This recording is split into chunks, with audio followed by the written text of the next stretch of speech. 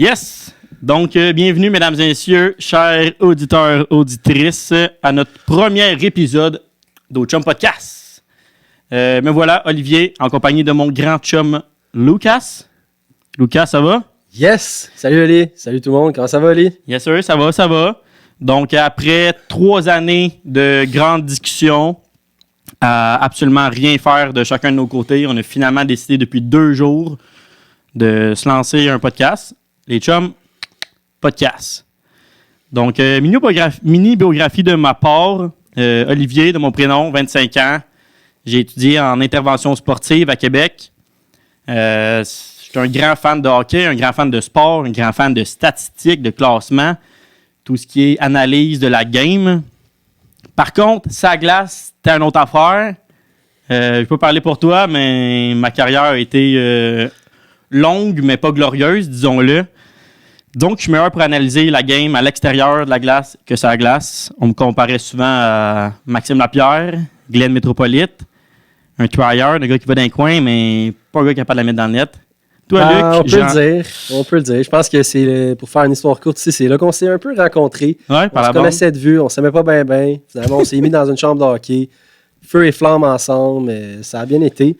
Pour ma part, écoute, je sors d'une longue carrière dans le Junior B, tout dernièrement, ici qui est dans la Ligue Intramuro à l'université. Mon type de joueur qui me ressemblait, Douglas Morey, on me le dit souvent. Défenseur défensif, patine pas très vite, puis je pense que c'était pour ça défensif. J'avais pas le temps de me rendre dans la zone offensive. Je restais dans mon coin, je restais chez nous, proche du banc. On est là pour vous parler de hockey pas mal aujourd'hui. Comme Olivier l'a dit, c'est une toute nouvelle expérience pour nous. Je pense que ça fait 2 jours qu'on se prépare. Yes. Puis, sans plus tarder, on va y aller. Quelques petites choses à mentionner. Je pense que, premièrement, on n'est pas ici pour jouer aux experts, aux journalistes de ce monde. On est ici en 2 chums et Sam pour avoir ben du fun, rire, puis parler de hockey. Oui, exactement. Rapido presto. Là, on n'aime pas vraiment ça, parler de nous autres, fait qu'on va faire ça quick. Mais comme mon chum Luc l'a dit, on n'est pas là pour se prendre pour n'importe qui. On se prend pas pour des journalistes. On se prend pas pour des experts. On est vraiment juste 2 chums qui parlent de hockey ensemble. Yes. On s'est dit tant qu'à en parler chaque vendredi jusqu'à 1h du matin pour absolument rien dire, à se regarder dans le blanc des yeux. Mais on va inviter d'autres mondes à triper avec nous une couple de fois. That's it. Donc, voilà. Sans plus tarder. Notre premier podcast, on a décidé de le faire sur le fameux repêchage de Nashville qui a lieu le 28 et 29 juin prochain. Je pourrais dire repêchage qui fait parler en raison de la présence d'un certain Connor Bedard, on pourrait dire. Mm-hmm. Donc, Mock Draft 2023, c'est parti. C'est parti, donc, Oli. Écoute, je vais te laisser aller avec le premier pick et nous surprendre. Qui d'autre que le fameux Connor Bedard? Quoi dire de plus? Sérieusement, il y a tellement de listes, de vidéos, de mock draft qui se fait en ce moment sur les réseaux sociaux que je pense pas qu'on a vraiment besoin de s'éterniser. Autre que dire que mon hot take, Connor Bedard sera meilleur que Connor McDavid. Arrête! Eh oui, c'est dit. J'entendais tellement pas ça. Ça part fort, hein? Et voilà, OK. Moi, je dirais pas de la même envergure. Je pense que ça va être un joueur fantastique, comme il l'a dit. On est un peu tard dans la saison des mock drafts parce que ça fait 2 jours qu'on a commencé à faire un podcast. Fait que je pense que tu as tout dit. Je pense pas qu'il va être meilleur que Connor McDavid pour ma part, mais je pense que ça va être un joueur de talent générationnel. Bien hâte de le voir. J'aurais préféré pas avec Chicago, mais Gary Bettman a décidé que c'était avec Chicago cette année. Ouais. Donc, le rebuilding aurait été plus vite que prévu pour les Blackhawks. Pour être honnête, moi, si on met de côté Montréal, s'il y a un endroit que j'aurais aimé se le voir, c'est à Chicago. Pour être bien honnête, Anaheim, je crois qu'ils ont déjà assez d'avenir. Je crois que Columbus est épouvantable. Épouvantable. Columbus méritait de reculer encore plus, mais ça, on y reviendra. San Jose, ça va tellement être long à la reconstruction. Je trouve qu'ils n'ont personne dans les rangs. Fait que ça va être énormément long. Et, veux pas, Chicago, c'est quand même une équipe avec une glorieuse histoire. Original Six, c'est une bonne équipe qui est intéressante. C'est juste que je trouve qu'il y a des équipes qui ont eu un peu plus de misère dans le passé à rebâtir, qui ont travaillé. Tu sais, les fans de Chicago passent d'une superstar à une autre superstar. C'est tout le temps les mêmes qui ont tout, on pourrait dire. Ah, l'argent, du beurre et le beurre. De quoi de même. Donc, sinon, par la suite... Ouais, on va continuer avec ça aussi, c'est sans surprise, je pense. Quoi qu'on a quand même hésité là, pour le deuxième rang, Adam Fantilli. Je vous avoue qu'après après les mondiaux, on aurait pu croire à Leo Carson qui aurait peut-être été repêché par les Ducks, mais même à ce stade-ci, après le Obi Baker et tout, l'année collégiale de Fantilli, on pense encore que ça va être lui le meilleur choix pour épauler les Trevor Zegras de ce monde. Yes, exactement.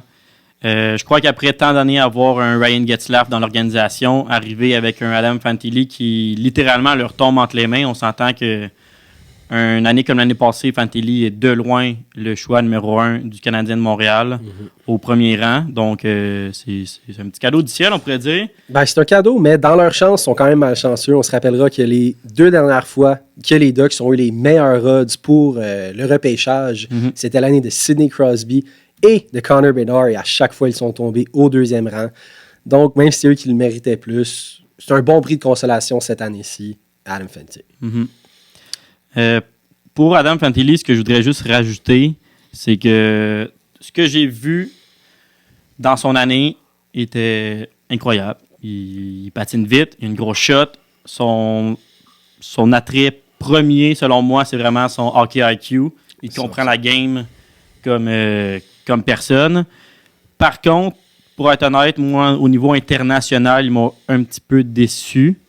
Ça, je vais le dire, je ne vais pas me le cacher. L'autre aspect qui m'a un petit peu déçu, je ne sais pas si tu as vu ça passer, mais au Combine, les tests physiques, Connor Bedard a décidé de faire les tests physiques, mais Fantilli est un peut-être numéro 3 dans notre mock draft. Leo Carlson a décidé de ne pas faire les tests physiques. Je sais qu'ils sont allés au championnat mondial, mais qu'est-ce que tu penses de ça? Ben, je pense écoute, c'est tellement difficile cette année parce que, comme tu dis, c'est des joueurs qui auraient pu être numéro 1 dans n'importe quel draft des années précédentes. Peut-être que c'est un peu s'asseoir sur leur laurier, mais ils savent, dans tous les cas, à moins d'un revirement de situation peut-être, dans un certain espoir qu'on va parler plus tard, ils vont sortir numéro 2, 3, peu importe l'ordre. J'aurais aimé ça les voir peut-être évaluer, comme tu dis, les conditions physiques et tout, au moins avoir des entrevues avec les équipes. Mais je pense que dans ce cas-ci, ça s'est fait plus à l'interne avec les dirigeants respectifs du top 3. Connor Bedard, on va le dire, ça a été vraiment incroyable qu'il soit allé au Combine pour les tests physiques et qu'il ait performé autant. Disons-le, qu'il y a eu 14 pull-ups. Qui n'était pas le meilleur dans ce Combine, mais qui était très bon. Puis aussi, qu'il a quand même fait des entrevues avec plusieurs équipes. Donc, même si c'est pratiquement sûr qu'il va aller aux Blackhawks de Chicago, il a réussi à s'entretenir avec le Canadien de Montréal qui l'avait convoqué en entrevue. C'était la dernière entrevue du Canadien dans la journée. Puis pendant que le personnel du Canadien défaisait les trucs pour les entrevues, clearait la salle, ils ont vu se présenter en combine justement Connor Bedard de manière très classe, très professionnelle, venir s'entretenir avec eux pour une petite entrevue de 15 minutes. Que ça, j'ai bien apprécié, là, mais au niveau de Fantilli et Carson, écoute, je pense que je peux comprendre... J'ai pas d'opinion très, très forte à ce niveau-ci. Peut-être une future transaction du Canadien pour monter au premier rang? Qui sait? Des bons atouts. Sinon, numéro 3, on en vient un petit peu en parler par la bande. Leo Carlson. Sérieusement, j'ai hésité. Plus ça avançait vers notre mock draft, plus je me disais que Leo Carlson avait peut-être sa chance de monter numéro 2 au 2e rang avec Anaheim. Finalement, Columbus a encore une fois la chance. Je pense que, sans me répéter, c'est un autre cadeau un petit peu tombé du ciel. Carlson est, selon moi, une bonne coche devant Juraj Slafkovský, numéro 1 du Canadien Montréal l'année dernière. Plusieurs choses m'épatent de Carlson. C'est pour ça que je pense qu'il est difficile un petit peu à comparer aux autres joueurs. Il jouait déjà avec des hommes. Exactement. C'est un gars qui a déjà le gabarit d'un homme à 6'3", qui est très physique, très compétitif aussi. Puis, comme tu l'as mentionné, écoute, il y a eu sur la scène internationale, il a tellement eu du succès récemment que c'est ce qui nous a fait hésiter à le placer au 3e ou 2e rang. Oui, littéralement. Plus jeune Suédois de l'histoire, avoir participé au championnat du monde. Et malgré ça, 5 points en 8 matchs, c'est quand même pas tout pour un gars si jeune âge. Moi, j'ai pas vu passer ça sur les différents médias sociaux ou différentes analyses, mais il me fait penser un peu à Leon Draisaitl, sa façon d'être toujours à la bonne place, sa façon de patiner. C'est un grand gaillard. Il n'y a pas un coup de patin si fluide, mais tout a l'air facile dans son cas, là. Autant son release que son patin, que son accélération. Tout a l'air facile pour Cassian. Sinon, lui, il se déclare qu'il ressemble à un joueur comme Malkin ou Kopitar. Je ne sais pas ce que tu en penses. Je pense que Kopitar, j'ai vraiment de la facilité à avoir cette comparaison-là. Ouais. Je crois que Columbus pourrait avoir énormément de plaisir à le regarder jouer, en tout cas leurs fans. Fait que, on va continuer tout de suite avec le rang numéro 4. Pour San Jose, dans cette partie-là du repêchage, on a encore le même ordre. Nous y sommes allés avec Will Smith. Will Smith, qui, nous croyons, fera partie de la restructuration complète des Sharks. On le sait, ils ont perdu Burns, ils ont perdu Meyer. Ils ont échangé Meyer et tout cette année. Donc, ils peuvent se permettre d'attendre quelques années de plus, le temps du développement. Puis on croit que Will Smith est un joueur de centre qui est incroyable. Lui qui a réussi à battre les records de points par match qui avaient été établis dans la Ligue au niveau universitaire. Donc ça a été assez incroyable. Puis la raison pourquoi on a vraiment priorisé Will Smith à ce rang-ci, c'est que récemment, il y a eu plusieurs rumeurs comme quoi il y aurait, les dirigeants des Sharks auraient offert une visite, non seulement des dirigeants, mais de la ville de San Jose à Will Smith, ce qui se fait pas régulièrement. C'est pas quelque chose qui se fait régulièrement. Des fois, c'est la manière plus informelle, c'est vraiment un souper ou une entrevue. Mais là, c'est vraiment la visite de la ville à Will Smith. Puis, ça peut être dû à plusieurs cas. Premièrement, qu'ils sont très intéressés par Will Smith. Deuxièmement, c'est que le fils de Mark Greer, qui est le DG des Sharks, est allé à l'école 1 an avec Will Smith à Boston. Ils se connaissent déjà bien. Ils ont baigné dans le même environnement à Boston, dans le coin de son fils également. Donc, je pense que tout indique, de ça, c'est les dernières informations qu'on a eues, tout indique que Will Smith sera repêché par les Sharks. Yes, très intéressant. J'avais aucunement entendu ça, pour être bien honnête. Mais j'ai quand même entendu que San Jose était tombé en amour littéralement avec Will Smith au Combine de cette dernière fin de semaine. Pour être totalement honnête avec vous, j'avais pas Will Smith au numéro 4 il y a de ça peut-être même pas 12 heures.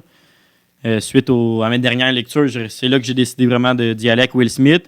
Et juste pour vous dire, moi puis Luc, on s'est 0-0 consulté dans notre mock draft tout au long du processus. On s'est montré notre liste peut-être 15 minutes avant de tourner. Donc, c'est vraiment là qu'on a appris qu'on avait le même top 4. Donc, c'est pour ça qu'en ce moment, le PowerPoint est vraiment fait ainsi. C'est pas nous qui avons fait le PowerPoint, en fait. Là, donc, on n'a vraiment pas vu la liste de l'autre personne. Pour Will Smith, très, très intéressant. Et en fait, petit chouchou de moi, Will Smith, for real, là, j'aurais vraiment aimé ça qu'il soit disponible au rang des Canadiens. En fait, j'aimerais ça qu'il glisse au rang des Canadiens. C'est pas coulé dans le béton, c'est notre mock draft. Mais j'aimerais vraiment ça qu'il glisse jusqu'au Canadien. Centre, droitier, bon partout. Et la stat qui m'allume, c'est le premier joueur depuis Jack Hughes à avoir une moyenne de 2 points par match. En fait, si tu veux savoir, Jack Hughes avait eu 2,24 avec le programme américain. Yes, merci. Smith a eu 2,12. Puis juste pour des comparatifs, là, Cooley, l'an dernier, où est-ce qu'on parle que c'est un génie de la rondelle, c'est un magicien, a eu 1,47. Ouais. Et un certain Austin Matthews, en 2014-2015, a eu 1,95. Donc, un 2,12 chez Will Smith, c'est assez exceptionnel. Merci. Quand tu regardes ça. Très impressionnant. Oui, on a hâte de voir justement où ça va l'amener. Je pense que ça peut nous amener au prochain candidat également, qui était pour le rang des Canadiens de Montréal. Son compatriote, en fait. De trio. Un certain Ryan Leonard. Pour vrai, de mon côté, c'est-tu là qu'on parle de Matvei Michkov? Je pense que c'est là. Hein? Ceci est un mock draft et non une liste de préférence. Je crois que moi et Luc, on a la même pensée sur Matvei Michkov. C'est le deuxième joueur le plus exceptionnel du draft. Le plus talentueux, talent brut, là, puis il peut compétitionner pour le premier rang. En termes de talent brut, ça, j'ai aucun problème à... Son ceiling, son plafond est incroyable. Par contre, est-ce que je pense que le Canadien va repêcher Matvei Michkov? Je ne crois pas. C'est pour ça que je suis allé et ça m'a bien l'air que tu es allé aussi avec un certain Ryan Leonard. Comparé à Sam Bennett, à Matthew Tkachuk, je pense vraiment que c'est le nouveau joueur type de série. C'est un gars qui est bon à toutes les sauces, qui est bon en désavantage numérique, en avantage numérique. Il est fatigant, comme en ce moment. On est en pleine finale de la Coupe Stanley. Sam Bennett, Matthew Tkachuk sont... Des joueurs très importants présentement pour les Panthers. Comme tu l'as dit, ils se comparent à ces joueurs-là. En fait, ce que j'ai trouvé intéressant, c'est que plusieurs le comparent à Brady et Matthew Tkachuk, qui sont des joueurs phénoménal. Puis lui a dit, je crois que moi, dans mon cas, présentement, je suis plus comme un Sam Bennett. Donc, j'ai trouvé ça cool, une réponse un peu plus humble peut-être à ce niveau-ci. C'est un joueur aussi qui sait se lever dans les grandes occasions. On se rappellera tous en finale. Il y a eu le Golden Goal en 2023 cette année dans le U18. Juste avant de bloquer un tir en plus, il y a eu un 2 contre 1. Il est allé se retrousser au banc un peu, revenu sur la glace, golden goal en outil. Donc, on sait qu'il est capable de performer sous pression. Puis, l'année prochaine, il va aller rejoindre aussi son autre compatriote, Will Smith, dont on vient de parler à Boston College. Boston College qui va également avoir leur autre compatriote de trio, Gabe Perreault, qu'on va parler un petit peu plus loin dans le mock draft. Peut-être. Et un certain Cutter Gauthier, repêché en première ronde l'année passée par Philadelphie. Moi, s'il ne sort pas avec les Canadiens de Montréal, c'est un genre de joueur que je vois vraiment à Philadelphie. Dans mon premier mock draft que j'ai fait, il sortait à Philadelphie au rang numéro 7, si je ne me trompe pas. Donc, à surveiller. Sinon, fait très intéressant que j'ai vu de son côté, les deux goalers américains, Carson Musser et Trey Augenstein, les deux ont dit que dans toute la ligue de NTDP, c'était le joueur avec le lancer le plus foudroyant qu'il avait vu. C'est ce qu'on a entendu. Donc, à quel point il frappe, il lance, il parle, il est devant le filet. Moi, c'est exactement le genre de joueur qui va facilement compléter un trio avec Suzuki et Caulfield. C'est pour ça que si Smith est déjà pris dans le top 4 et que Matvei Michkov ne fait pas partie des plans du Canadien Montréal, j'irai facilement avec un Ryan Leonard. Je pense qu'au niveau du Canadien aussi, on va peut-être éviter une autre situation de repêcher un joueur basé sur le talent, la Kotkaniemi, puis préférer le style de Brady Tkachuk, qui était la même année que Kotkaniemi également. Donc, c'est pour ça que, en tout cas, de notre côté, on ne sera vraiment pas surpris si c'est Ryan Leonard qui sort au 5e rang. Et très content, je crois bien. Très content. Au niveau du 6e rang, c'est là que ça commence peut-être à se corser, je dirais. Moi puis Olivier et mon chum Olivier, en fait. On n'a plus bien de choix qui se ressemblent. Pour les Coyotes de l'Arizona, on le rappelle, ils ont deux choix dans la première ronde. En tout cas, dans le top 16 présentement, ça dépendra s'ils bougeront encore. Au numéro 6, j'ai choisi le très, très talentueux Zach Benson qui œuvrait à Winnipeg l'année dernière. Je crois que c'est un joueur qui pourrait cadrer très, très, très, très bien avec les coulées Gunter, Geekie et Keller de ce monde. On le mentionnera aussi, Machelli cette année qui a eu une éclosion fantastique, en particulier sur l'avantage numérique. C'est pas le joueur le plus rapide non plus, puis le plus physique, je dirais, pour l'Arizona présentement, mais sans ses aptitudes de passeur sur le power play, de travail, je pense que c'est vraiment quelque chose que Arizona ainsi que ses fans vont pouvoir apprécier durant les prochaines années. On le compare souvent à un style de Jonathan Marchessault qui est très intense, qui est présentement en lice pour le Conn Smythe des finales de 2023. Donc, je crois qu'un joueur aussi comme ça pourrait être très intéressant pour le Coyote. C'est exactement à ce rang-là que j'avais Zach Benson dans mon premier mock draft. Il a descendu. Pour vrai, je l'ai déjà dit quelques fois, Zach Benson, c'est mon chouchou du draft. Je l'adore, c'est mon joueur préféré. Par contre, avec tout ce qu'on a entendu, également avec leur dernier repêchage et veux pas l'échange de Jacob Chychrun la saison dernière, a quand même fait basculer mon fusil d'épaule et j'ai mis David Reinbacher. Je me répète encore, David Reinbacher, c'est pas mon préféré. Il est même pas dans mon top 10 dans ma liste. Par contre, une équipe comme les Coyotes d'Arizona, je crois qu'ils cadrent bien dans leur style de jeu. C'est un gars qui jouait en Suisse l'année passée. Quand même connu une très belle saison en Suisse. Et on se rappelle, en 2021, il avait repêché J.J. Moser, qui a joué cette année les 82 matchs avec eux. Et ça a très bien fonctionné. Donc, si les mêmes recruteurs parlent encore en bien de David Reinbacker, j'imagine que c'est encore un gars qui sont vraiment intéressés. Je veux pas aussi, les rumeurs nous indiquent que les Coyotes de l'Arizona sont très intéressés. Et un aspect qu'on a oublié tantôt, j'ai entendu plusieurs personnes dire que Columbus est intéressé à David Reinbacker. Donc, suite au combine en fin de semaine, ça a été vraiment un coup de foudre carrément avec l'état-major puis David Reinbacker. Personnellement, j'ai de la misère à croire que surtout au 3e rang, il irait chercher un défenseur. Rien contre Reinbacker, c'est un excellent défenseur, très mobile. Il est bon un peu dans tout, mais il n'y a pas rien qui sort du lot. Je te dirais que la chose la plus intéressante pour lui, c'est qu'il a eu la 2e saison la plus productive dans la Ligue d'Autriche. Il a seulement été dépassé par un certain Austin Matthews. yes. Donc, il y a un ceiling qui peut être très, très, très élevé, mais comme dit, moi, à ce stade-ci, surtout Columbus, puis même Arizona, je crois qu'il y a encore des joueurs avec un potentiel plus élevé qui peuvent aller chercher, qui vont être plus intéressants pour eux, surtout qui ont un deuxième choix, juste 6 choix plus loin, qui va être très intéressant pour eux, puis il va rester des défenseurs, je crois, très intéressants. Ouais, ça c'est un bon point aussi. Et sans vouloir te reprendre, c'est un Autrichien, mais il jouait dans la Ligue suisse. Ouais, la Ligue donc, suisse. Austin Matthews qui joue aussi dans la Ligue suisse, on se rappelle. Exact.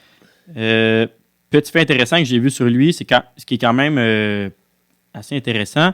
Le gars, en même temps de jouer dans la Ligue suisse avec des hommes, il allait à l'école et il travaillait à temps partiel comme chasseur de tête.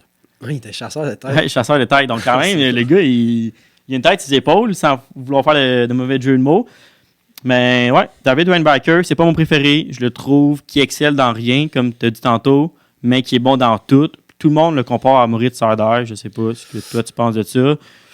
Je le vois plus ou moins. Le seul truc que je trouve qui se ressemble les deux joueurs, c'est qu'on n'en entendait pas parler toute la saison, puis que là, tout d'un coup, Exactement. le gars, il a un gros hype. Mais je pense que c'est surtout aussi le fait que ce soit un défenseur droitier qui va être intéressant pour certaines équipes, dont Arizona. Donc, je peux comprendre qui a été à ce niveau-ci. Moi, je crois qu'il va être capable de glisser un peu plus loin et qu'on va pouvoir aller chercher de manière plus tardive dans le draft. Oui, exact. Je me répète, ce ne serait pas mon choix personnel, mais les Coyotes de l'Arizona, leur meilleur prospect en ce moment, autre que J.J. Moser en défensive, c'est quand même Maverick Lamoureux, qui a été repêché l'année passée de la LHJMQ, qui est, selon moi, un très bon gars. C'est un très bon gars. Il est smart, il est grand. Mais est-ce que c'est un first pairing? Peut-être pas. Donc, voilà pourquoi j'ai finalement pris David Reinbacker. Finalement, le fameux cas de Matvei Michkov. Pour vrai, Luc, je suis vraiment surpris que tu l'aies mis avec les Flyers de Philadelphie. Ouais. Je pensais qu'il allait descendre jusqu'à Washington, comme certains le mettent. Je trouve que le fit à Washington est trop parfait pour que ça arrive, pour vrai. En fait, le gars peut littéralement sortir entre 2 et 10, n'importe où. Ouais. Dépendamment de ce qui se passe, il peut sortir entre 2 et 17, 23. Ouais. Ce qu'on pense vraiment pas qu'il va arriver, parce qu'un talent comme ça, c'est impossible qu'il sorte plus loin que ça.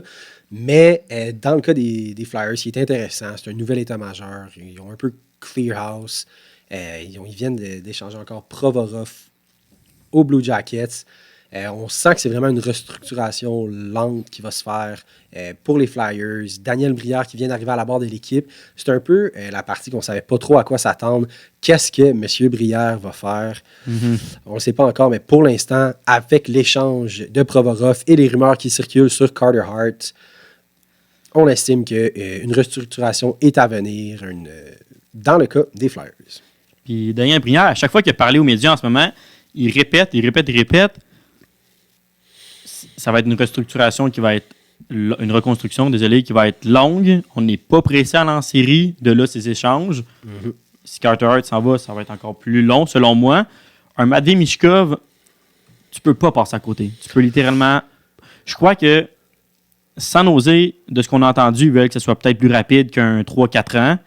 Michkov, comme Kent Hughes l'a si bien dit, il a un contrat de 3 ans, mais rien ne l'empêche après ça de signer par après. De signer. Parce que c'est ça le risque, parce que quand tu y penses, si c'était pas Matvei Michkov, un contrat de 3 ans qui reste encore. C'est peut-être 1 an. C'est comme un joueur américain qui reste 1 an ici, un autre an dans la Ligue américaine peut-être, puis après qui va se lancer. Donc, peut-être qu'au final, ils perdent 1 an avec Matvei Michkov. Mais s'ils décident de re-signer dans la KHL, c'est là que ça peut être un peu... En fait, ça peut être beaucoup moins intéressant. Ouais. N'importe quelle équipe, n'importe quel DG pourrait s'en vouloir. Les partisans voudraient avoir sa tête. Mais pour les Flyers, écoute, ça va être probablement une des pires équipes de la Ligue l'année prochaine. On ne se le cachera pas. L'année prochaine, ils vont pouvoir tanker aussi. Ils vont avoir un bon choix dans le repêchage. Je l'assume même s'il n'est pas aussi profond que cette année. Puis, ils ont maintenant le 22e choix aussi de Columbus cette année. Donc, je pense que c'est vraiment le choix à faire pour tenter le tout pour le tout un peu, puis faire un coup d'éclat au niveau des Flyers. Yes. Puis, comme tu dis, oui, il y a ce contrat-là de 3 ans, mais ça arrive à plusieurs reprises qu'il y a des gars qui arrivent après 3 ans. Mais pourquoi que le monde en parle autant que ça, de ce fameux contrat de 3 ans-là? C'est que, on n'a aucune idée qu'est-ce qu'il va faire après. De ce qu'on entend dire des articles, c'est que son père avait son petit rêve de petit gars que Michkov rejoigne la Ligue nationale, mais que sa mère, c'est peut-être pas son désir. Là, sans vouloir trop rentrer dans ce sujet touché-là, la mort de son père un peu suspecte et est un peu bizarre avec tout ça, alors que le repêchage arrive, la mort de son père très bizarre à 2 mois du repêchage. On s'entend que c'est quand même un peu bizarre. Mais ça, on n'entrera pas là-dedans. Il y a surtout le contexte géopolitique, Russie-Ukraine qui est déplorable, malheureusement, qu'on ne rentrera pas là-dedans. Ce qui pourrait faire en sorte que Matvei Michkov ne soit tout simplement pas éligible à revenir en Amérique du Nord. C'est pour cette raison-là qu'on pense que ce n'est pas des équipes dans le top 5 qui vont s'essayer. Sinon, comme on l'a mentionné à maintes reprises, c'est sûr qu'un gars qui a ce talent-là, ce potentiel-là, serait sorti dans le top 3 si ce n'est pas le top 2. Facile. Donc, même si tout le monde le met à Washington en ce moment, je pense pas qu'il peut glisser plus que le 7e rang. Pour Matvei Michkov, finalement, numéro 8e, Luc. Yes, je suis allé pour le 8e rang, qui est le choix qui appartient aux Capitals de Washington avec Dalibor Dvorsky, le centre slovaque de 6'1", environ 200 livres, dépendant de quel site tu regardes. Je trouve que avec le départ potentiel d'Evgeny Kuznetsov, Niklas Backstrom, c'est vraiment quelque chose qui va être intéressant pour eux de garder tout de suite ce core-là de centre, puis de pouvoir former un autre joueur de centre, un peu comme ils ont fait l'année dernière là, avec Connor McMichael. Ça va être intéressant de voir les deux pouvoir se développer. Au niveau de Dvorsky, on parle d'un lancer qui est très intéressant, qui est très puissant surtout, il est compétitif, il joue bien en défense. Moi, je l'aime bien. La seule affaire, il manque peut-être un peu d'explosion, de vitesse. Il y a eu un bon tournoi avec la Slovaquie. C'est un joueur réalistiquement, en fait, son plus gros ceiling, ça serait peut-être un centre de première ligne, mais je pense que réalistiquement, on parle d'un deuxième centre, ce qui pourrait être bien pour Washington. On le compare parfois à un William Karlsson, responsable défensivement, mais avec un meilleur lancer, ça, c'est sans aucun doute. Yes, pour ma part, je vais laisser Dalibor Dvorsky. Je l'ai un petit peu plus bas. Je vais y aller avec mon chouchou, Zach Benson. Je l'ai dit un peu plus tôt, je l'avais 6e dans mon dernier mock draft qui est descendu 8. Pas parce que je l'aime moins, je pense que je l'aime encore plus là, que dans mon dernier mock draft, mais la seule et unique raison que je pense qu'il va dropper et que j'ai peur qu'il droppe plus que ça encore, mais je crois que toutes les équipes ne devraient jamais le rejeter du revers de la main, c'est son physique. On en parle souvent, ça peut être redondant, ça peut être fatigant, mais son physique est quand même, je dirais peut-être une de ses seules faiblesses. C'est littéralement un couteau suisse. Il est bon dans tout. Suisse, c'est bon ça. Il est tout ce que tu veux d'un attaquant. Moi, je le vois en Zach Benson. Là, je dis pas qu'il va être exactement comme ce joueur-là, mais je le compare au style mouche à marde de Brendan Gallagher, mais avec un énorme potentiel offensif, beaucoup plus que Gallagher, évidemment. Un Gallagher dans ses bonnes saisons, encore meilleur, avec un meilleur tir, un meilleur patin. C'est ce que je vois à Zach Benson. Le fit parfait à Washington, je pense qu'il peut remplacer tranquillement un Tom Wilson qui commence à se blesser rapidement. La vieillesse se fait sentir. Veut pas un joueur de même, ça se blesse. On le voit justement avec un Brendan Gallagher ici à Montréal. Donc, c'est pour ça que je vais avec Zach Benson avec les Capitals de Washington. Je comprends ça aussi, surtout que Tom Wilson, comme tu dis, en plus, il a été lié à plusieurs rumeurs d'échanges dans les derniers mois. Ouais. On verra où ça s'en va. Mais, ouais, non, je suis quand même...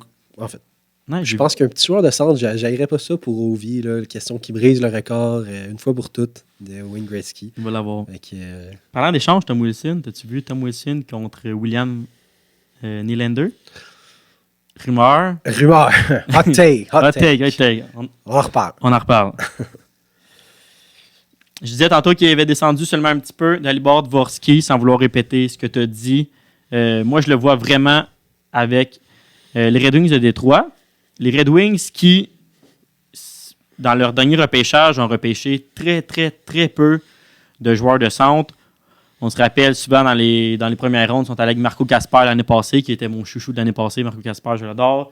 L'année d'avant, ça a été Simon Edmondson avec Sébastien Cossa. Il y avait eu aussi Shea Boyum, le défenseur, qui avait été repêché. Finalement, en 2020, il y avait eu Lucas Raymond et William Wallinder dans les 1 à 2 premières rondes. Donc, c'est pour ça que Dalibor Dvorsky, je le vois vraiment là. Quand tu regardes le depth chart de Détroit, je sais pas comment on dit depth chart en français. La profondeur De Détroit. Souvent, ils ont essayé d'y aller avec des joueurs de centre, mais dans les derniers repêchages, je dirais que ça n'a pas vraiment marché. Le numéro 1 en ce moment dans leurs jeunes, outre on oublie Larkin de ce monde, Joe Veleno. Est-ce que Joe Veleno, on le voit vraiment top 2 joueur de centre? Personnellement, non. Top 3, je crois qu'il est capable de faire le boulot. Après ça, un Michael Rasmussen que je crois joue plus à l'aile, particulièrement. Oui, cette année, on commençait à le mettre à l'aile. Il avait été repêché comme joueur de centre, puis on en parlait comme si c'était la nouvelle merveille du monde à Détroit. Les attentes ont vraiment pas été trop... pas été atteintes. Pas été atteintes, oui, merci. Donc, Dalibor Dvorsky, c'est pour ça que je crois qu'un joueur de centre, ça va leur faire un petit peu du bien pour aider... C'est sûr qu'ils ont beaucoup de joueurs polyvalents, comme tu l'as dit. Il y a Rasmussen, qu'on ne sait pas trop où il va aller. Ouais. Il y a le Joe Veleno. Pius Sutter aussi, qui a joué quelques fois au centre. Puis, je pense qu'il y a un dossier qui va être intéressant cette année. Ça va être Andrew Cup. Pas le meilleur contrat dans la Ligue. Pas le plus constant dans la Ligue. Et donc, peut-être que ça va être une monnaie d'échange. Écoute, on verra. Une chose est sûre, c'est que Yzerman a plus d'un tour dans son sac. Et c'est pour ça que, pour ma part, j'ai choisi Monsieur Cody Barlow. Je dis monsieur parce que c'est vraiment un monsieur malgré son jeune âge. Plus de barbe que moi. Plus de barbe que moi. Plus de barbe que bien du monde. Un joueur qui a atteint maturité pratiquement. C'est ce que tous les experts disent. Le concept, en fait, l'attribut, je dirais, le plus intéressant chez Cody Barlow, c'est sans équivoque son lancer des ligues majeures. Écoute, plusieurs experts se penchent et disent que si ce n'était pas de Connor Bedard, on parle du lancer le plus puissant de Cody Barlow. C'est son attribut. Puis, écoute, dans des drafts comme ça, dans tous les repêchages, un joueur qui a un lancer, que c'est inné pour lui, c'est pas quelque chose qu'il doit apprendre, qu'il doit travailler parmi tous les étés. Je pense à Johnny Gaudreau, il a beau travailler pendant 15 ans sur son lancer, ça sera pas quelque chose... Moi, Luc, j'ai travaillé pendant 20 ans. King lancé. C'est toujours pas de chat. King lancé. Non, je pense que ça va être un bon fit. Plusieurs le voyaient beaucoup plus tard dans le repêchage, mais je pense que une chose comme dit qu'on a appris avec Yzerman, c'est que les joueurs de ces calibres-là qui sont un peu plus, je dirais pas matures, mais qui ont un potentiel un peu plus risqué, si on peut dire, c'est quelque chose qui va être très intéressant pour les Red Wings. En fait, un ailier gauche comme ça va fitter parfaitement avec eux, pardon. J'ai vraiment hâte de voir où ça va aller. C'est sûr qu'il y a certains risques parce que c'est pas le plus rapide. On parle souvent de lui comme ayant une tunnel vision. Lui, il patine dans un couloir. Josh Anderson Vision. Le cheval du Canadien. Mais peut-être, honnêtement, j'ai hâte de voir son lancer comparatif sur des gardiens de calibre de la LNH. Ouais. Mais comme dit, au niveau de sa maturité, là, c'est pas quelque chose, surtout son lancer, c'est pas quelque chose, comme dit, qui est un accident. Cette année encore, ça a été un des seuls à presque marquer 50 buts dans la Ligue. C'est pas, comme dit, c'est pas un accident. Je crois qu'il y a vraiment un talent pour ça, son lancer. C'est un marqueur naturel. Au niveau des comparaisons, on parle de tellement de joueurs. Ça, j'ai trouvé ça vraiment intéressant. Donc, même moi, je me suis pas fait d'idée. Il y en a qui comparent à Stone parce que un excellent joueur two-way. Mhm. Il y en a qui iraient même jusqu'à dire que c'est un peu un Steven Stamkos, qui, évidemment, on connaît son tir, Ouais. ses habiletés de leadership. Moins de barbe que Barlow, mais on verra. Au niveau de son ceiling, écoute, c'est un top 6 très, très intéressant. Ouais, pour faire du pouce sur Cody Barlow, j'ai vu un sondage des coachs de la OHL. Je ne sais pas si tu as vu ça passer. Ça me dit rien pour Il est l'instant. arrivé numéro 1 dans la meilleure shot de la OHL. Numéro 1 dans le tir le plus puissant. Et égalité avec un certain Logan Mailloux, Ah ouais. Canadien de Montréal. Et Pour le tir, tir le plus puissant. égalité avec Mailloux. Ouais, égalité avec Mailloux. Oh, ça, j'ai pas. Ouais, meilleur shot, number 1 overall. Mais en fait, je pensais pas que Mailloux avait une. Ouais, je sais qu'il y a une bonne shot, mais ouais, je veux dire, Barlow, il en parle. Ok, mais c'est vraiment. Bonne shot. Et aussi, il avait été numéro 1 dans dans la zone des buts, le plus dangereux dans la zone des buts. Donc, pour dévier, pour être fatigant devant le filet, pour récupérer des rondelles des retours de lancer. Vraiment, dangereux, ce Barlow-là. On dit souvent, des buts, ça s'achète pas. Ouais. Tu peux transformer des joueurs, tu peux les amener meilleurs défensivement, tu peux les rentrer dans ton moule, mais il ne va pas commencer à scorer des buts s'il n'en a jamais scoré dans sa carrière. S'il n'en a pas scoré au Bantam Pee-Wee, moi, je n'ai jamais scoré. Tu me mets dans NHL, on va pas scorer des buts. Ouais, mais. Ouais, je peux comprendre. Écoute, Le gars ça peut scorait- se travailler un peu, mais à ce niveau-ci, à ce stade-ci, puis à la quantité qu'il y avait, comme tu dis, ça s'achète pas. Exact. Ça se Le gars scorait des buts à tout. Les ligues qu'il a jouées, donc... oui, peut-être hot take, top 10, on s'entend. Ouais, top 10, écoute. Mais Stevie Y a plus d'un tour dans son sac. Ça ne m'étonnerait pas qu'il aille avec Cody Barlow ou avec carrément avec un autre joueur que personne ne s'attend. Exactement. On sait ce qu'il a fait dans les dernières années.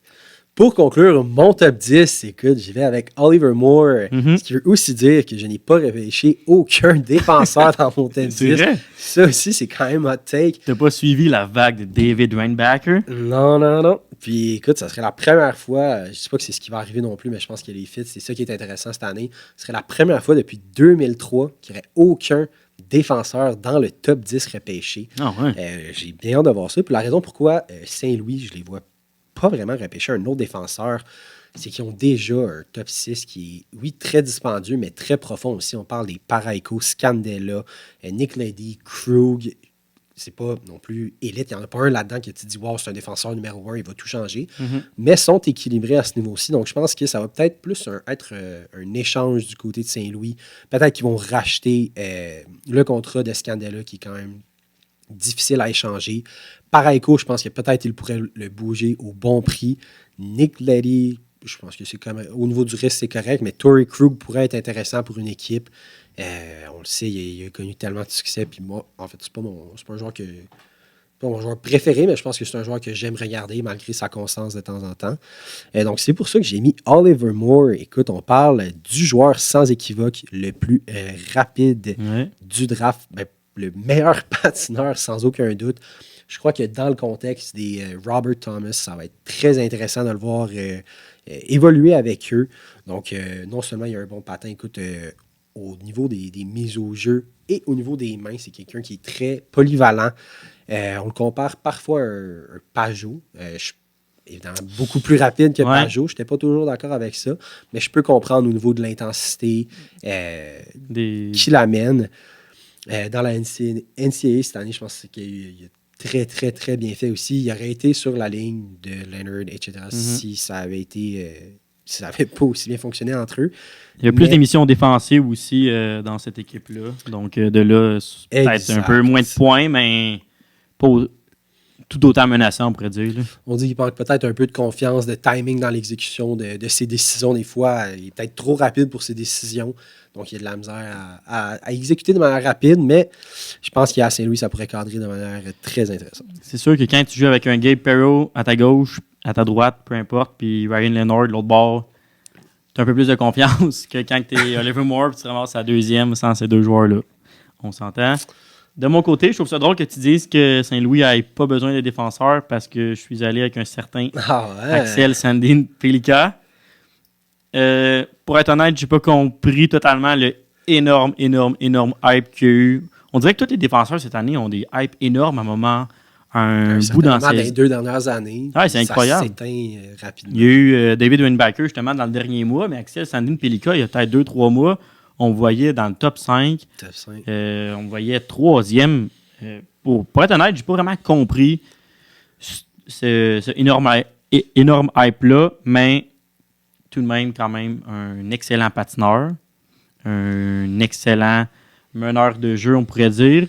Et je comprends ce que tu as dit avec les Blues de Saint-Louis qui n'avaient pas besoin des défenseurs, mais quand tu regardes... C'est qu'ils n'ont pas besoin, mais c'est aussi que présentement, je pense encore que le niveau de talent des attaquants surpassait le niveau de talent et des besoins dans le cas des Blues. Je pense qu'il y a des trucs qui vont être intéressants. Il va y avoir des joueurs autonomes ou juste des échanges qui vont être intéressants cette année au niveau des défenseurs à faire. Puis je pense qu'ils n'auront pas le choix en fait de transiger. Non, ça, tu as 100% raison. Par contre, quand on regarde leur profondeur en attaque, on a l'année passée le gars l'Américain Jimmy Snuggerud.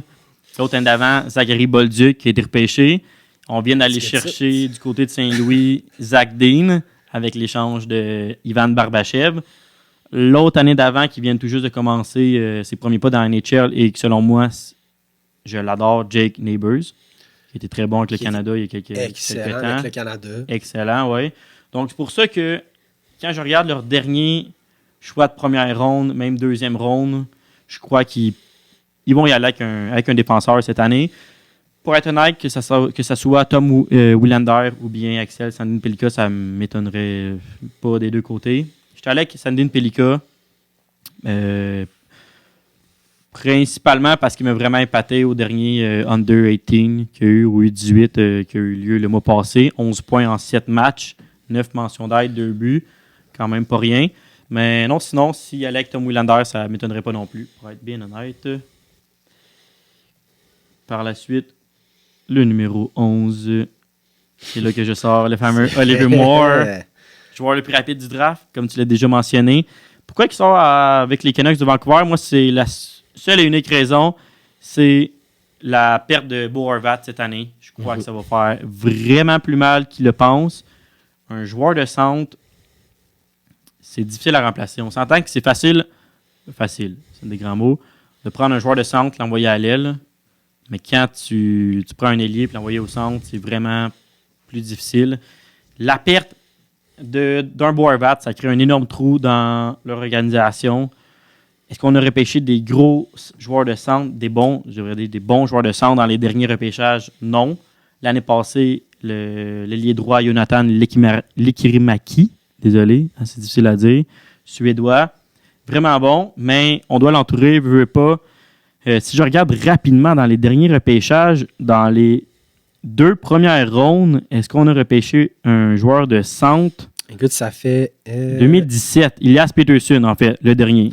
Mais ça fait 5 ans que les Canucks, puis c'est là que je vais enchaîner, là, ça fait 5 ans que les Canucks n'ont pas repêché un centre ou un défenseur dans les 2 premières rondes. Puis c'est exact. Est-ce que c'est pour ça que tu y vas avec un défenseur? Ah ouais. Tom Willander. Parlant du loup. Parlant du loup, le premier défenseur que je draft, puis comme dit, il y a 12 heures, j'aurais mis Reinbacker 1000 fois avant Tom Willander, mais il y a une information qui est sortie qui m'a vraiment étonné, je dirais, surtout avec un choix au 11e rang pour les Canucks.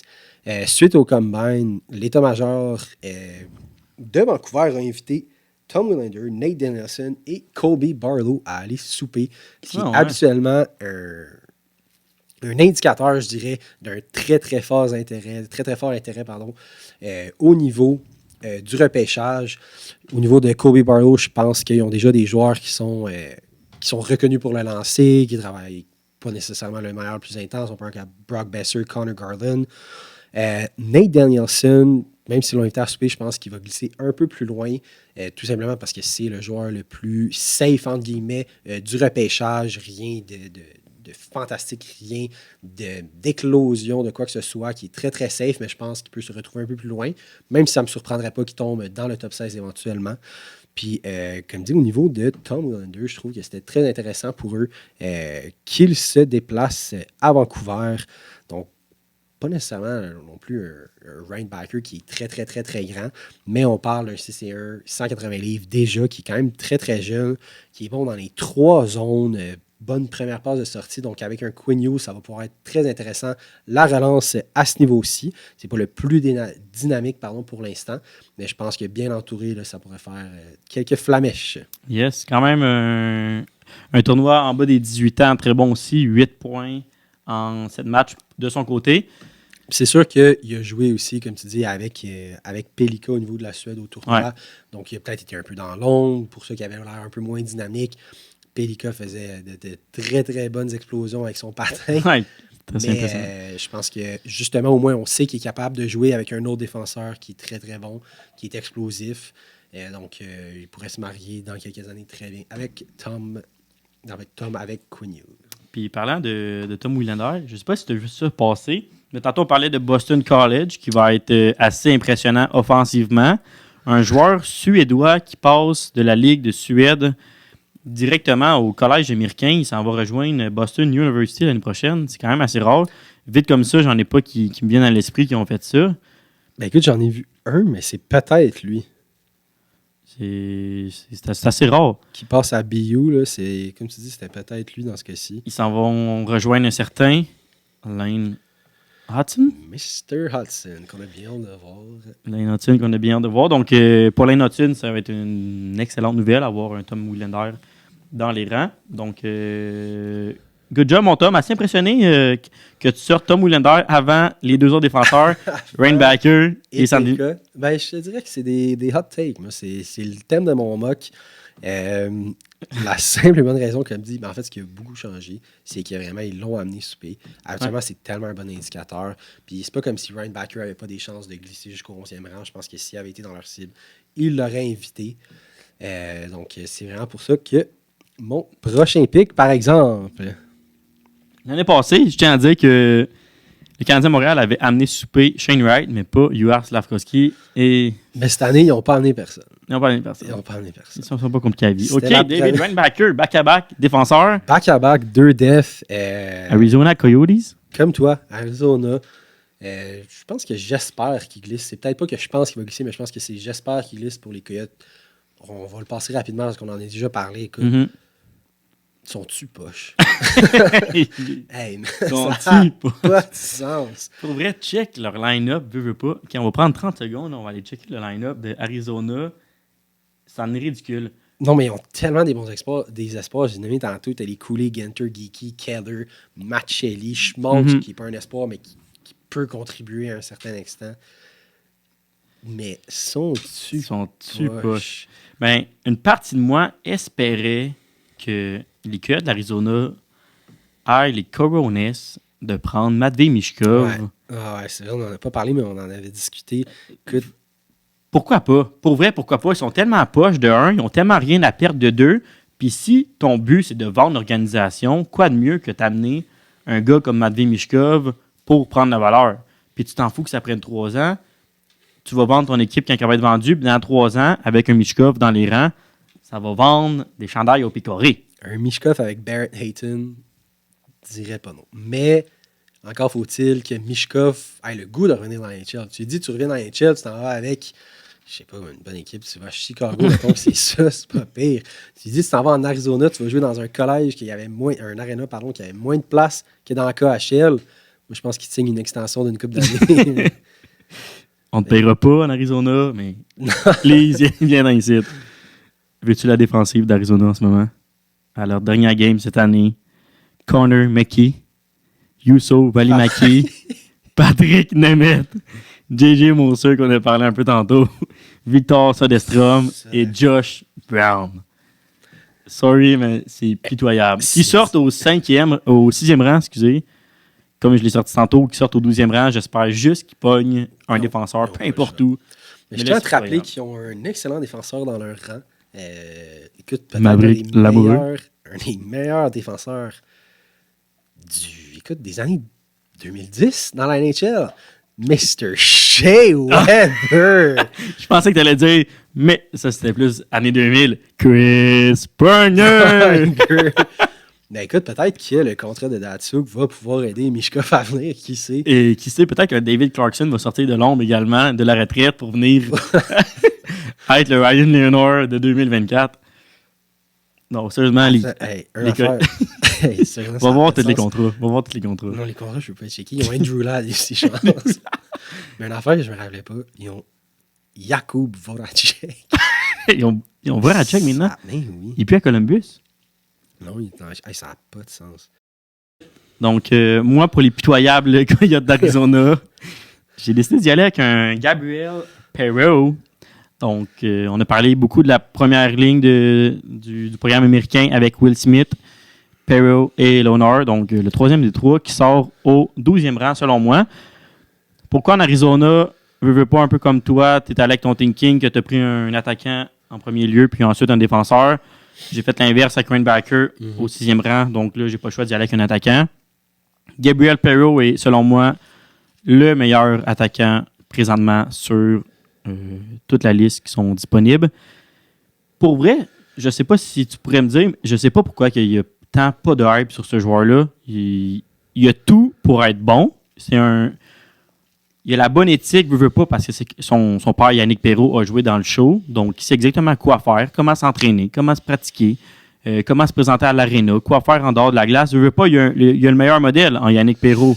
Donc, pourquoi que ce gars-là a tant pas de hype sur lui, puis que les deux autres gars en ont autant que ça, moi, je ne pourrais pas dire. De ce que je disais, c'était vraiment au niveau de son patin, qui n'était pas excellent, qui n'était pas super développé. C'est sûr, quand tu étais avec Leonard non plus.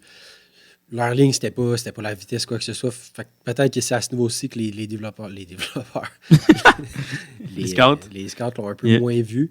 Mais écoute, on peut enchaîner aussi là-dessus. Là. Moi, ça a été un coup de cœur. Je vais en reparler un peu plus tard. Mais je pense que c'est vraiment son patin qui refroidit quelques équipes. C'est pas le plus imposant non plus.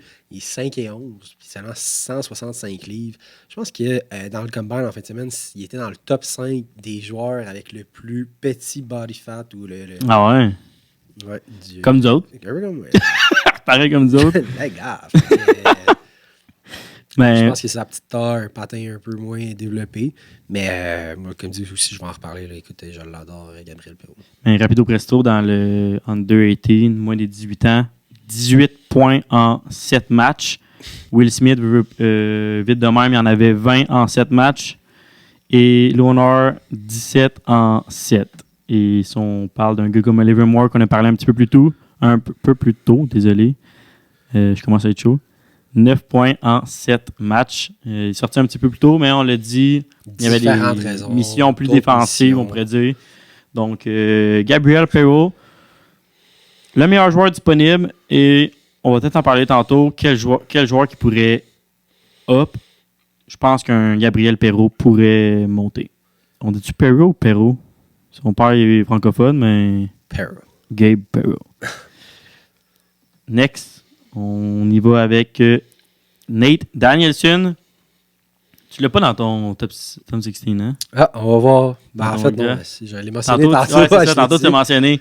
Non, je l'aime, mais malheureusement, il n'y avait pas de place. Mais pour vrai, j'ai tout le temps été en dentiste avec Nate Danielson. Je pourrais même pas te dire pourquoi. Centre, il est bon des deux côtés de la patinoire. Power play, penalty kill. Il est tout le temps sur la glace. Un genre de... Tu sais, Philippe Danault. Je le compare pas à Philippe Danault. Mais Philippe Danault, tu l'envoies sur la glace, tu es sûr que la job va être faite. Ça ressemble un peu à ça, de ce qu'on lit. C'est le plus polyvalent. Ouais. Statistiquement, purement statistiquement, ça ressemble à un Yannick Gourde de ce qu'on lit. Ouais. Il y a un peu le même style. Qui va être plus responsable. Offensif. Exact. Ouais, plus offensif, je dirais que Gourde, que Danault. Mais il est plus vite. Son patin est vraiment bon à Nate Danielson. En ligne droite, il est bon. Manque des fois d'explosion, mais ça reste le prospect le plus safe du draft dans le fond. Ce qu'on a vu, c'est probablement ce qui va ressortir dans la NHL aussi. Donc, il n'y a pas de ceiling super haut, mais je suis d'accord avec toi qu'il serait un très très bon fit avec les Sabres. Et je sais pas si tu as vu ça, mais Sportsnet demandait à tous les espoirs qui ont passé en entrevue, c'était qui le joueur de la W le plus difficile à jouer contre. Ouais. On s'entend, peut-être 90% du monde ont dit Connor Bedard. Mais ce fameux Connor Bedard a dit que le joueur le plus difficile à jouer contre de toute la W, c'était Nate Danielson. Puis pour être honnête, c'est la seule raison pourquoi il a monté de 16 à 13 dans mon mock draft. Veux pas, c'est quand même pas rien, comme quand il y a une couple d'années, En série, tout le monde avait dit que Philippe Danault était tellement difficile et fatigant à jouer contre. Puis quand ça vient de superstars qui jouent dans le show depuis... Les McKinnon l'ont dit. Mais oui. Mais on parle pas trop de Danault, là, je suis encore un peu... Ouais, Danault, 5,5 millions, Marie Bergevin, ça ne tentait pas. Donc, je comprends pourquoi aussi Bédard a dit ça. C'est sûr que c'était des rivaux qui jouaient quand même de manière régulière contre Danielson qui était avec Brandon. Donc, je peux comprendre pourquoi c'était tannant. Là. C'était son petit gagne-pain. Finalement, Number 13. Buffalo Sabres. Gabe Perreault. Exactement. Ben, écoute, on en a parlé, puis j'en ai même parlé quand toi, tu l'as introduit. J'adore Gabe Perreault. Je pense que, comme tu dis, il manque un peu de recognition au niveau de la scène du repêchage de 2023. Écoute, il a tellement fait des choses impressionnantes cette année, puis on n'en parle pas. On parle majoritairement de Will Smith puis Leonard. On parle de Will Smith parce que, comme tu as mentionné, ce qui est déjà très impressionnant, il a brisé le record de points par match de Jack Hughes cette année. Mais ce qu'il faut savoir, c'est que Gabe Perreault l'a aussi brisé plus tôt dans la saison. C'est juste que Will Smith a redépassé Gabe Perreault à la fin de la saison. Mais c'est sûr, comme on l'a mentionné une fois, leur trio était juste incroyable. C'est un des meilleurs trios du programme américain là, qui est sorti dans les dernières années. J'ai extrêmement hâte de le voir. Puis je pense que au niveau de Buffalo, ça va être un autre joueur qui va être intéressant avec les Tage Thompson. Peut-être que ça va donner un peu de fil à retordre à Jeff Skinner, même s'ils ne joueront pas sur le même trio. Peut-être que ça va le forcer à se motiver un peu. Je l'avais dans mon fantasy cette année. Pas trop satisfait, comme on dit. T'es pas trop satisfait de ton fantasy ou de Jeff Skinner? Parce que sur 16 participants, je crois que t'es arrivé... on va en reparler. Non? Non? Quasiment. That's it. Non, mais sérieusement, j'adore Gabe Perreault. Je pense que, en tout cas, on en a parlé en masse. Écoute, c'est pas malheureusement la raison pourquoi il glisse, son patin, c'est pas le plus gros. S'il est capable de prendre la masse cet été ou dans les prochains étés, je pense que ça peut être un vol. C'est dans les joueurs que je vois descendre le plus bas possible, proche du numéro 1. Mais on verra. Puis lui aussi, comme on l'a mentionné, il s'en va à Boston College cette année. Écoute, la ligne au complète s'en va à Boston College, right? Ben, c'est ça que j'ai lu. Je pense que c'est peut-être qu'on a de l'information qui ne marche pas parce qu'on dirait que c'est trop beau pour être vrai. Mais si oui, je vais mettre un 2 sur Boston College. Mais j'avais pas ton choix pour vrai. Moi, je t'allais avec Nate Danielson parce que je trouve que Buffalo repêche énormément d'attaquants. Puis dans leur dernier draft, c'était sensationnel. On parle de Matthew Savoie, Noah Ostlund, Jiri Kulich, Zach Rosen en 2021, Jack Quinn puis J.J. Peterka en 2020, que les deux ont joué cette année. Les deux, excellents, je les adore. Pourquoi je te l'ai avec Danielson? Cousins l'année d'avant aussi. Cousins l'année d'avant, tu as raison. Juste pourquoi je te l'ai avec Nate Danielson, c'est qu'il est capable de jouer défensivement. Contrairement à beaucoup de ces joueurs-là, ils vont être plus axés vers l'offensive. Dylan Cousins, très bon défensivement aussi. Là. Mais ça a tellement bien marché justement avec un Cousins que pourquoi pas amener un gars comme Danielson. Mais Gabe Perreault, Buffalo Sabres avait quand même souvent tendance... écoute, ils ont des bons joueurs, mais en même temps, c'est la première fois depuis 2012 qu'ils ne draftent pas top 10. Ouais. 2012, ça va le faire du bien. Ça faisait 10 ans. Puis là, j'ai entendu des rumeurs aussi après le combine qui prévoyaient peut-être essayer de bouger Olofsson. Ça va lui révéler une place à l'aile. Il voulait peut-être aussi descendre, on en parlera peut-être plus tard si on a le temps, là, mais peut-être descendre justement vers le bas ou le haut, dépendamment comment vous voyez ça, mais vers le numéro 30. Leur choix de première ronde, peut-être faire un échange de style numéro 13 contre le numéro 21 ou numéro 17, peu importe. Ainsi qu'un joueur. Ils veulent s'améliorer tout de suite. On sent que Buffalo, ils ont tellement été stagnants pendant plusieurs années que le propriétaire ne mettait pas de cash. Là, ils sont là, ils sont prêts. Jack Eichel qui ne voulait plus être là. On entendait tout plein d'histoires de gars qui disaient que c'était pitoyable comme organisation. Un vestiaire qui est pire que ça dans la NHL, c'est celui de Winnipeg. Winnipeg. Je suis content qu'on en parle. Les Coyotes de l'Arizona. Mais au niveau du vestiaire, c'est une chose. Sa glace, c'est une chose, c'est une autre chose. Mais le vestiaire de Winnipeg. Là. Je sais pas si tu as vu comment que les... Au niveau des installations de leur vestiaire, je comprends. Par la suite... Au numéro 14, j'y suis allé avec Braden Yeager qui a glissé dans les derniers mois, qui était l'année passée projeté top 5 parfois. Écoute, un attaquant qui va être très intéressant, un centre, encore une fois, pas le plus gros qui évoluait à Moose Jaw, mais un autre marqueur naturel. Puis dans le cas des Pingouins, encore une fois, c'est de l'information qui est quand même nouvelle, puis qui m'a beaucoup influencé parce que c'est très rare qu'ils le font, mais ils l'ont amené souper, en fait. C'est le seul qui ont amené souper au comeback. T'as tout l'agenda de toutes les équipes de où est-ce qu'ils sont allés souper et avec qui. Ah, j'ai mis corps. La seule chose, je pense aussi que premièrement, dans ses lacunes, et finalement, c'était de redevenir un peu plus responsable défensivement. Ça risquait de devenir un joueur un peu séquentiel, là, qui est des hauts, des bas, montagne russe un peu. Puis je pense qu'avec un encadrement comme à Pittsburgh, avec des joueurs qui sont capables de t'amener à être meilleur, dont Sidney Crosby, écoute, qui a réussi à rendre Pascal Dupuis un joueur excellent, même si c'est un joueur excellent. Kunitz, un gars qui est passé au balotage. Exactement. Tous ces joueurs-là, je pense que ça peut être un très bon encadrement pour le jeune joueur, pour l'aider justement à prendre la confiance, être un peu plus constant dans ses résultats. C'est sûr que quand il a été soupé et tout le tralala, Dubas n'était pas encore... Ben, il était là, mais il n'était pas au souper. Puis on le sait, Kyle Dubas, qui est très... en fait, qui n'hésite jamais à trade down, en fait, à échanger ses picks pour repêcher plus tôt. Malheureusement pour lui, ça n'a pas toujours fonctionné. Je pense que je ne sais pas s'il va risquer encore dans une nouvelle organisation. La ligne est mince. S'il va risquer de faire ça encore. Le dernier succès qu'il y a eu à trade down avec les Maple Leafs, ça a été Rasmus Sandin contre le pick avec Buffalo. Je ne sais plus c'est qui que Buffalo avait repêché, mais il n'est pas dans les ligues présentement.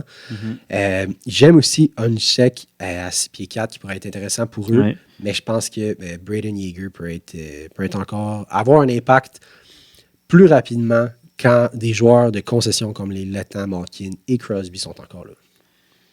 Yes. Braden Yeager, on parle de sa shot, comme quoi que c'est son atout numéro 1. Je sais...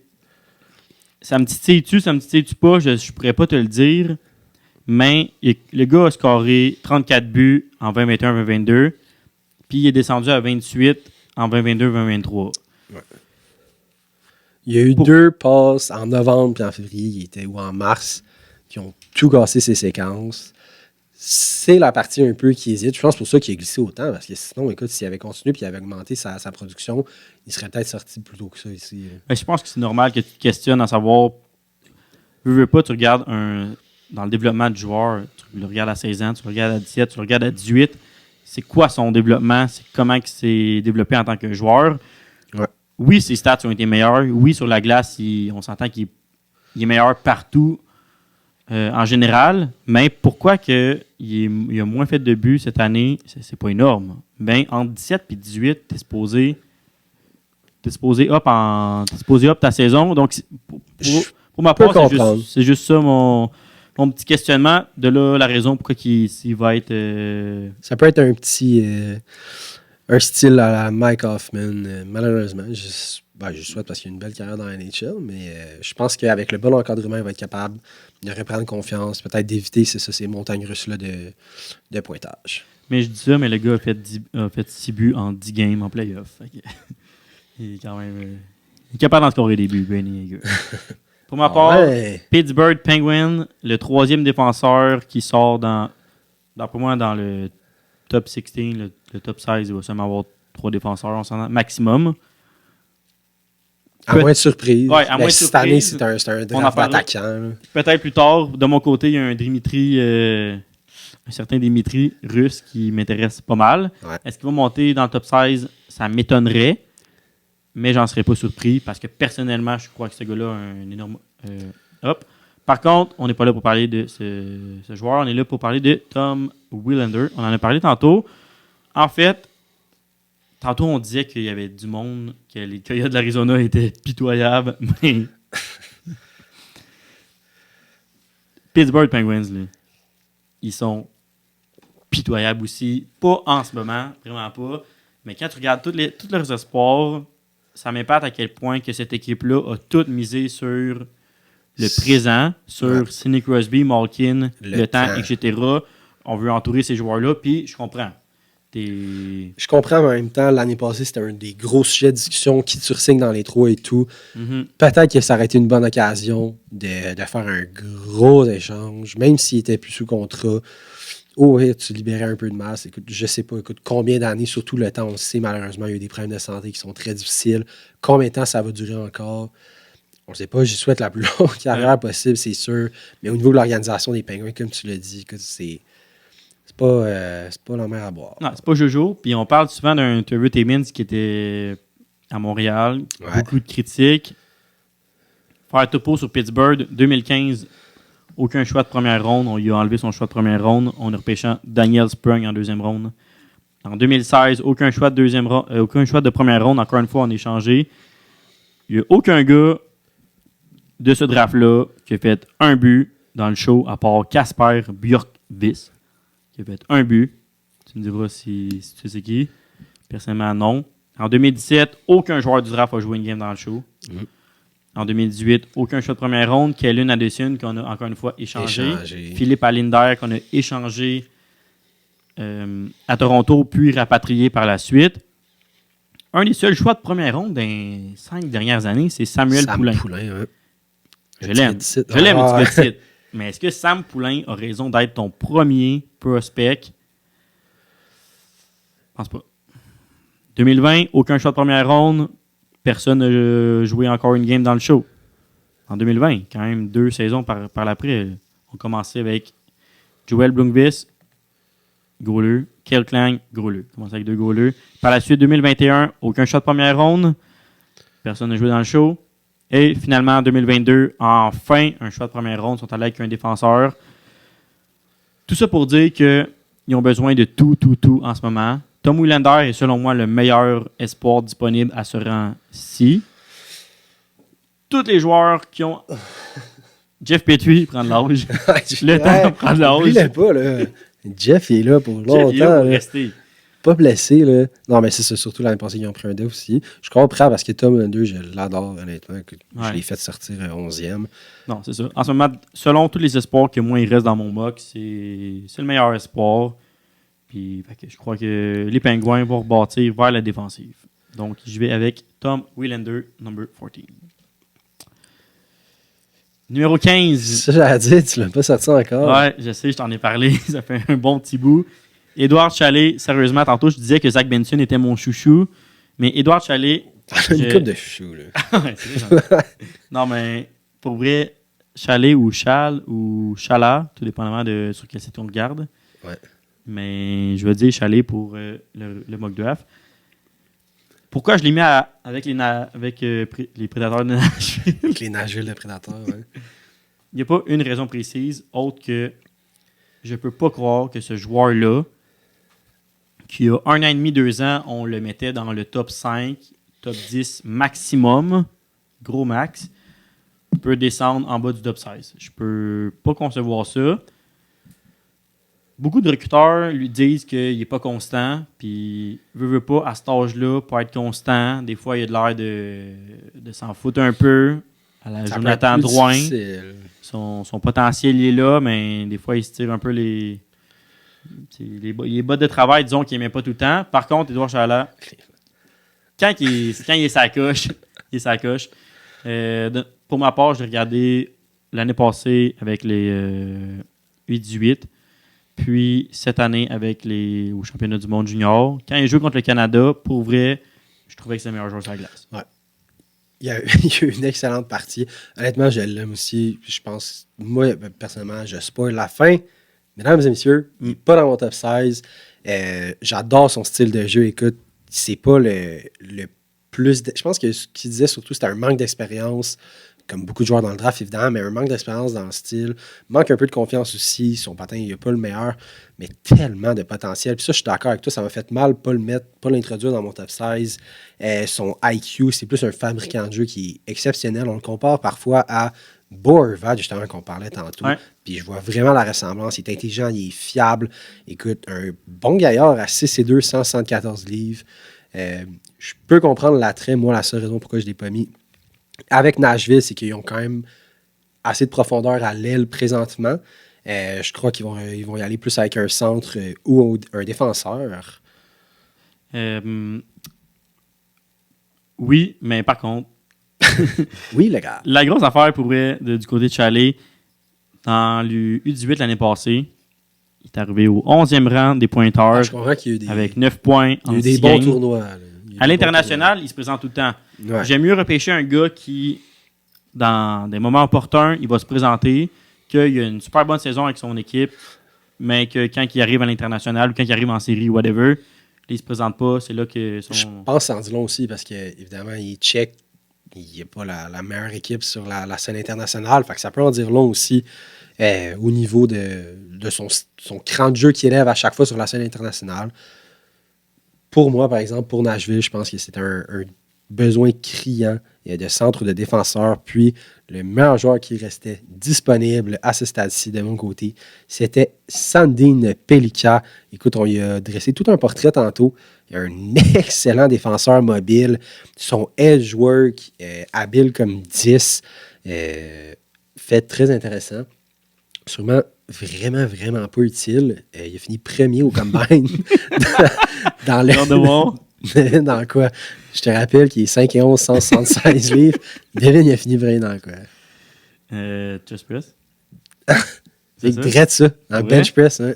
Bench press, il a fini premier. Écoute, je trouve ça insane. Dans le 18, on a parlé. Écoute, c'était le meilleur def.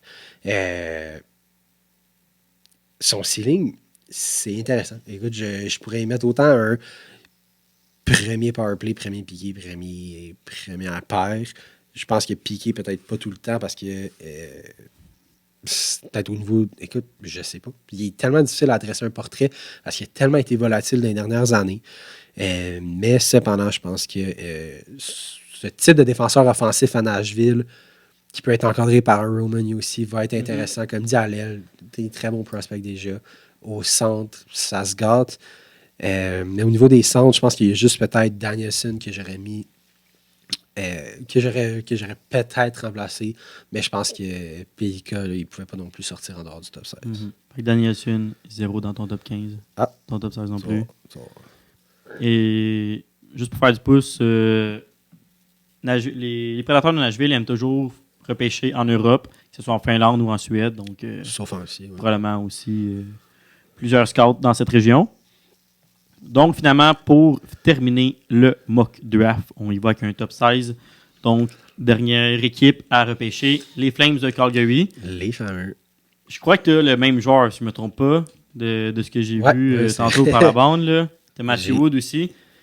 Pourquoi j'ai pris Matthew Wood? Encore une fois, on opte pour la stratégie meilleur joueur disponible au repêchage, dans tous les espoirs qui sont encore là. Matthew Wood, excellent tir. C'est, selon moi, un des meilleurs releases. Tu sais, quand on dit... C'est vraiment drôle. Il y a une différence entre... T'allais dire ça aussi? J'ai la même note. Il a le lancer facile. Ouais, mais c'est fou. Je sais pas si tu as vu, si tu as regardé une coupe de game, là, ou c'est highlight. Il y a une différence entre un bon shot puis un bon release. Je crois que dans le show, un quick release va être encore plus intéressant qu'une bonne shot tout court parce que tu n'as pas le temps. Jonathan Drouin, il y a une bonne shot. Mais il n'y a pas de release. Fait qu'il n'y a pas le temps de partir sa shot. Matthew Wood est tellement un quick release que ce joueur-là, quand il va être rendu dans le show, il ne va pas avoir de misère. Il y a un énorme shot. Je ne sais pas si tu voulais faire du pouce là-dessus aussi. Un peu. Le 16e aussi. Oui, c'est intéressant. Il peut jouer des deux côtés de l'aile avec un Jacob Pelletier qui va se développer dans les prochaines années aussi. Ça va être intéressant. Écoute, c'est la même chose. C'est son lancer qui vient facilement. Sa protection de rondelle, moi aussi, il est gigantesque. Il est 6'4", 193 livres déjà. Tire de la droite en plus. Ça peut être très, très intéressant. Ouais. Cette année, en plus, comme je dis, il est 6'4". Mais cette année, ça a été, pendant un certain temps, le plus jeune joueur de toute la ligue collégiale. C'est un peu un reach, puis c'est un peu un hot take. hot take. Clip that. Wouh! Il y en a qui disent qu'il ressemble un peu à un style. David? Tage Thompson. Ah ouais, Tage Thompson. 6'4" à droite, qui a un lancé. Thompson, on l'a vu cette année, une explosion de buts, un lancé, un release qui est tellement facile, qui vient détruire tous les gardiens, qui est très... écoute, il est polyvalent à ce niveau-ci. C'est lourd comme shot, mais les gars le disent. Exactement. C'est sûr qu'à CC4, son seul un petit peu défaut, je pense que c'est son patin majoritairement. Mais à ce niveau-ci, là, je pense qu'au 16e rang, il peut être quelqu'un de très intéressant pour les Flames. Écoute, au niveau prospect, ils n'ont pas un énorme pool. Ils n'ont pas un énorme pool non plus. C'est la seule raison, je crois, pourquoi qu'un Matthew Wood aussi pourrait descendre jusqu'au 16e rang. C'est son patin, comme tu dis. Ouais. Parce que son lancer, son intelligence sur la patinoire pourrait facilement le faire grimper. J'ai également lu qu'il a fait l'unanimité auprès de tous les recruteurs à la suite du Combine. Toutes les entrevues, tout le monde a été épaté par sa maturité, par son sang-froid, ses réponses qui faisaient du sens. On voit que le gars, il a une tête, des épaules, il est mature. Puis, je ne sais pas si tu as pensé à ça, mais c'est quand même rare un Canadien qui décide d'aller jouer pour les universités américaines, continuer son parcours par là-bas. Ça, j'ai quand même ça trouvé intéressant. On l'a questionné à ce propos là-dessus, puis il a juste dit que, selon lui, c'était la meilleure chose pour lui, pour son développement, pour son rêve qui était de percer la Ligue nationale. Donc, on voit que le gars, il se rentré, il était prêt à faire les sacrifices. Donc, voilà pourquoi Matthew Wood doit absolument faire partie de mon top 16. Également, pourquoi que je trouve qu'il va aussi bien qu'à Calgary. Le gars est né à Lethbridge, qui est à environ 200 km, 2 heures de Calgary. Donc, c'est un petit gars de la place. C'est un petit gars de site. Pas le choix. Si Matthew Wood est disponible au rang numéro 16, les Flames de Calgary vont sauter sur ce joueur. De plus, petite stat. Est-ce que tu sais il va aller où l'année prochaine? Est-ce qu'il reste à la même équipe? Oui, il reste à la même université. Et ce que j'allais dire... Petite stat. Dans les 35 derniers pics de Calgary, ils ont juste repêché 8 defs. Donc, est-ce qu'ils seraient tentés peut-être justement de faire un échange pour aller repêcher les Rankbackers, les Axel Sandin Pelika ou les Tom Willander de ce monde? Ou le fameux Dimitri. Dimitri! Parce que là, ils ont Poirier en 2020. Ah, pour vrai, ils ont PGC. Là. L'année passée, aucun def. Avant ça, un def en 3e ronde, why not? C'est 8 dans toutes les rondes. Oui, dans toutes les rondes. Dans le fond, dans leurs 34 derniers choix qu'ils ont fait, toutes les années confondues, ils ont repêché 8 défenseurs. Mais... Il y a 2 goalers là-dedans? Parce qu'il y avait Sergeyev. Ils ont repêché en Sergeyev en 2021 en 7e ronde. Puis, je pense que c'est Wolf, l'autre goaler, qui était vraiment bon. Danil Tchetchelev. 2 goalers russes. En 2020 pour sa part, lui. Mais sinon, sur les 8 défenseurs que je te parlais tantôt, il y en a 4 qui sont en 2020, qui se sont dit Brad Treliving, respect, Brad Treliving. Tu as encore trouvé un poste à Toronto malgré tout ce que tu as fait, respect. Mais en 2020, il avait repêché Yann Kuznetsov, Jérémy Poirier, petit gars de site, un autre gars en 3e ronde, puis finalement un autre gars en 7e ronde. Donc, sur les 8, il en avait 4 en 2020. Donc, peut-être qu'il opterait pour un défenseur cette année. Par contre, on s'entend qu'ils ont tellement une élastique de défense en ce moment. Exact. Je ne vois pas pourquoi qu'ils repêcheraient un défenseur. Alors que Matthew Wood, il y en a plusieurs qui disent qu'il est 5 ready l'an prochain.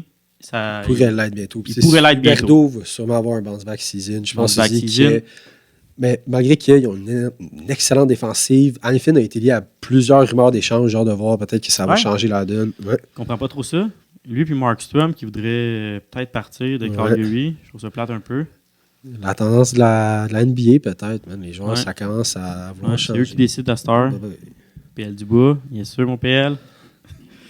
Mais donc, that's it. Ça fait le tour de notre mock draft top 16. Hey, fini le top 16. Yes, good job. Chin to that.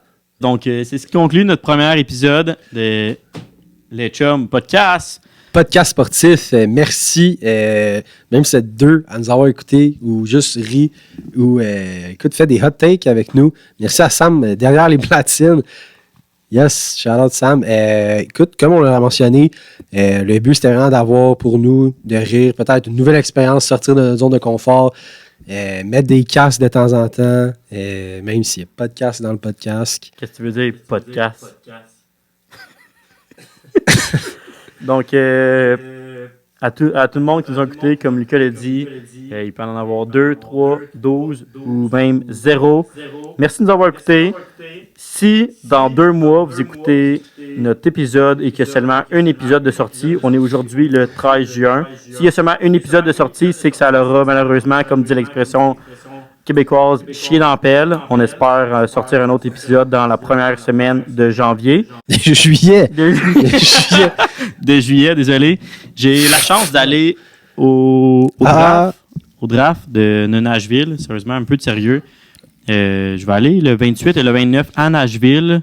Je suis dans les crinqués qui a décidé de m'acheter des billets d'avion, d'acheter un billet du draft pour assister peut-être à la sélection de Connor Bedard par les Canadiens de Montréal au 5e échelon. Peut-être. Sait-on jamais. Peut-être que c'est aussi pour voir que finalement, mon mock était excellent. Exact. Chanter un peu de country, puis finalement peut-être faire un petit peu de contenu là-bas, on sait-on jamais. Donc, sérieusement, suivez-nous sur nos réseaux sociaux. Présentement, on a 0 réseaux sociaux, donc suivez-nous nulle part pantoute. Mais on n'a pas de logo non plus, ça va changer. On n'a pas de logo, on a à peine un nom. Comme on vous dit, ça fait 2 jours qu'on a fait tout du podcast, qui veut dire un mock draft, puis 2 chums qui jasent. Si vous avez aimé ça, tant mieux. Laissez un commentaire, laissez un like. On est vraiment juste 2 chums qui jasent, puis ça va tout le temps être ça. On l'a dit tantôt, on l'a dit au début, on se prend pas pour n'importe qui. Vous pouvez nous bâcher, vous pouvez pas être d'accord avec nous autres. Ça, comme dit, on l'a assez dit. Merci beaucoup à tout le monde. On l'a tellement dit. Merci, bonne soirée. Yes, sir. Et les chums, pas de casque. Les chums, pas de casque.